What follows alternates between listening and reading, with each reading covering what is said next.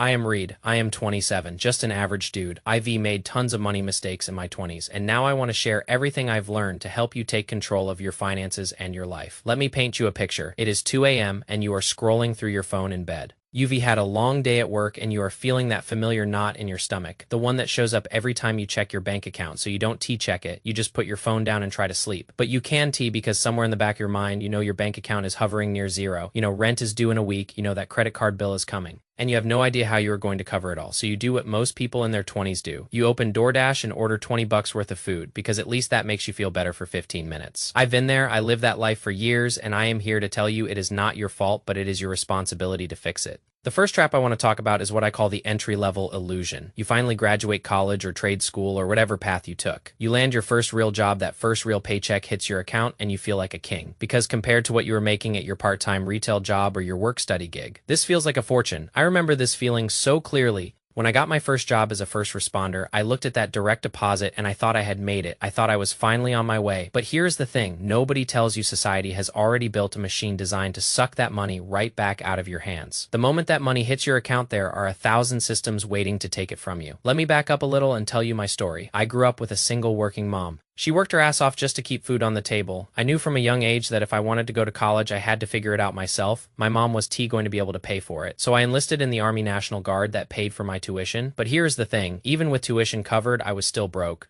I was taking full-time classes while serving in the Guard, and I was bartending on the side just to keep my head above water. I was working 3 different commitments at the same time, and I was still barely making ends meet. That is the part people don't show you on Instagram. Nobody posts a picture of themselves exhausted at 3 a.m. after a double shift just to afford ramen noodles for the week. When I finally graduated and got that first responder job, I thought my struggles were over. I thought the hard part was done. I was wrong. The hard part was just beginning, because now I had money coming in, but I also had all these new expenses. I moved out of my college apartment where I paid $500 a month with roommates. Suddenly I was looking at apartments that cost $1,800 for a basic 1-bedroom. That is more than triple what I was paying before. And the craziest part is I thought that was normal. I thought that is just what adults do. Here is the thing about lifestyle creep. It is quiet. It doesn't announce itself. You don't wake up one day and decide to blow all your money. It happens slowly. You get the new job and you think, okay, I need a reliable car to get to work. So you go to the dealership, you don't have cash for a down payment, so you take out a loan. Suddenly you have a $500 car payment every month. Then you think, well, I have this nice car, I should dress a little better for work, so you buy some new clothes.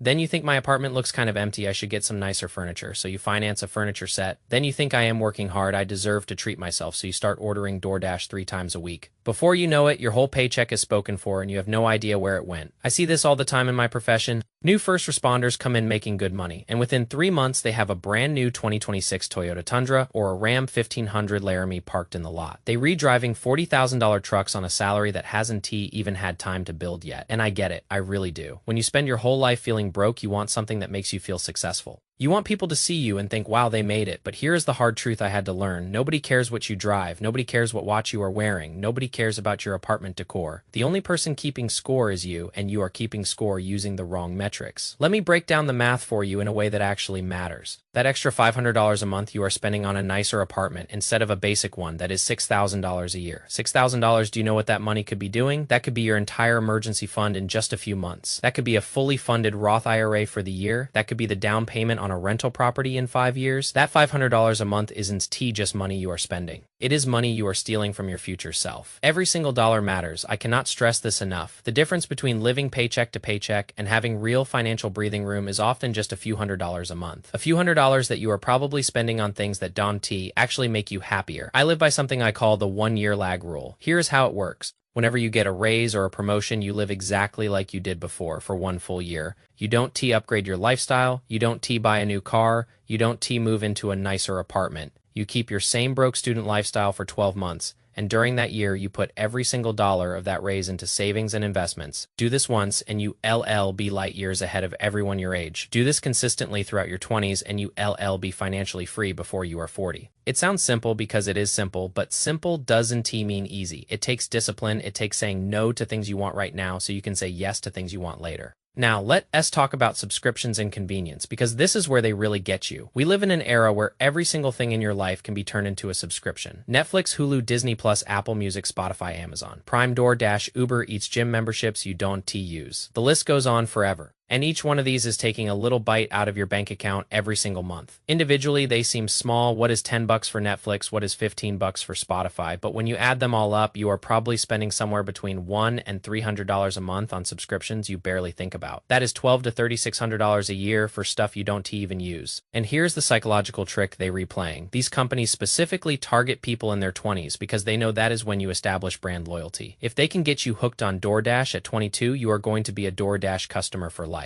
If they can get you paying for Amazon Prime when you are in college, you are never going to cancel it. They replaying the long game, they rebetting that you be too lazy to cancel. And most of the time they rewrite. My rule is simple. Every month I audit my bank statements, I look at every single recurring charge. And if I haven't used that service in the last 14 days, I cancel it immediately. No excuses. No, I might use it later. Cancel it. If you need it again, you can always restart it. But 9 times out of 10, you won't even notice. It is gone. That $15 DoorDash fee on your $10 burrito is what I call the poor man's tax. You are paying extra money to be lazy. If you want a burrito that badly put on your shoes, get in your car and go get the burrito. ULL save money and ULL probably enjoy it more. Speaking of traps, let me talk about the social comparison trap. This is the Instagram effect. You open your phone and you see people your age on luxury vacations in fancy hotels at expensive restaurants. They reposting pictures from work trips that look like vacations, they reflexing new cars, new clothes, new apartments, and you look at your own life and you feel like you are falling behind. You feel like everyone else has figured it out, except you. Here's what I need you to understand. What you are seeing is a highlight reel. Nobody posts the bad stuff.